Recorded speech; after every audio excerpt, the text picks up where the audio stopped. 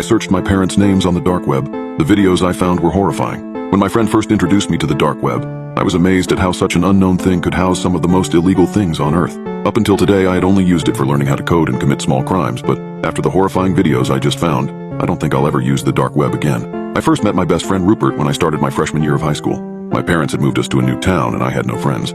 We moved because they were paranoid after our neighbor was found murdered in his home. I thought this was weird, moving across the country over that, but I let it go. The reason Rupert and I became friends so quickly was because we both had a shared interest in the internet and everything it had to offer. I was a gaming addict and a Tier 3 Pokemon subscriber, while he was more of a coder and developer. 2 years later, we were still best friends, but now we were much older and smarter. Rupert had discovered the dark web and he was obsessed with it. He pretty much spent every hour of the day on it, searching through anything you could imagine. There was nothing wrong with this, but one search he made was the biggest mistake of his entire life. I remember waking up to dozens of text messages from him one morning. This wasn't normal. Rupert wasn't a very social person and it was very hard to get words out of him. I opened my phone to see what he had messaged me. "Dude, Jack, you have to come over right now, this is important. Jack, please wake up. This is urgent. Where are you?"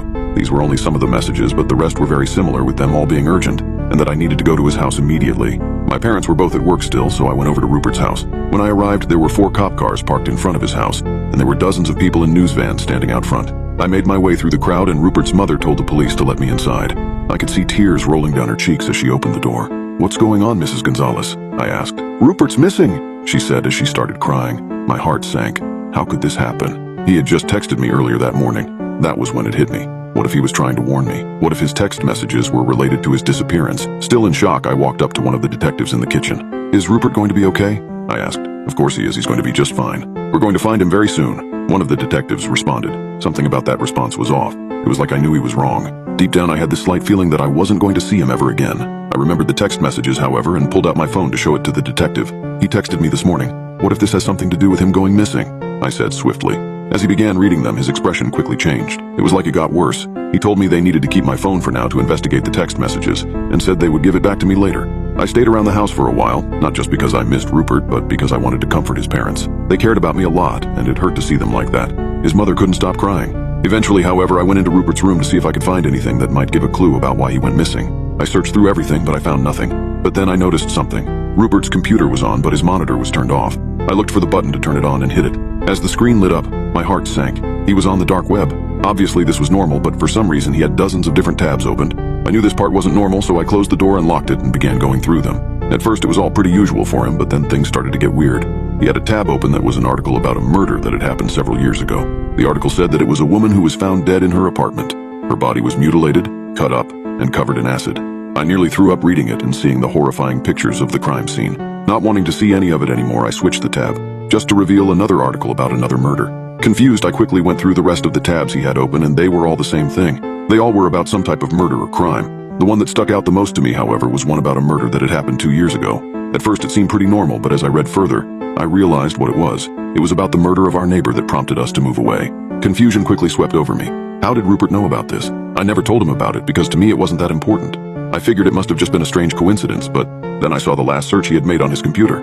It was my last name. Horrified and confused, I quickly stumbled out of his room and back to the living room. "Is everything all right?" Rupert's mother said, sniffing away her tears. "Yeah, I just need to go home for dinner," I responded. On the way home, so many questions and thoughts filled my mind. Why was he searching up my last name? Did he think that I had something to do with this? That must have been why he was texting me so frantically that morning. If only I could just explain to him that I didn't do anything wrong, but I couldn't. He was still missing and I had to find out why. When I got home, I raced to my room and slammed the bedroom door shut and got on my computer.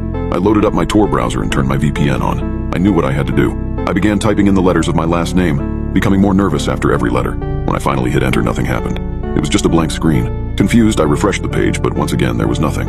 But why did Rupert search this if there was nothing, I thought to myself. There must be something out there. I was getting ready to close the tab, thinking I had ran into a dead end when suddenly, the page started to load. It took several minutes, but finally it loaded to reveal hundreds of videos. Immediately, I knew what they were. They were murders. But why did they show up when you searched my last name? I considered just stopping right there and turning back, knowing the horrifying things I would see if I continued on, but I couldn't.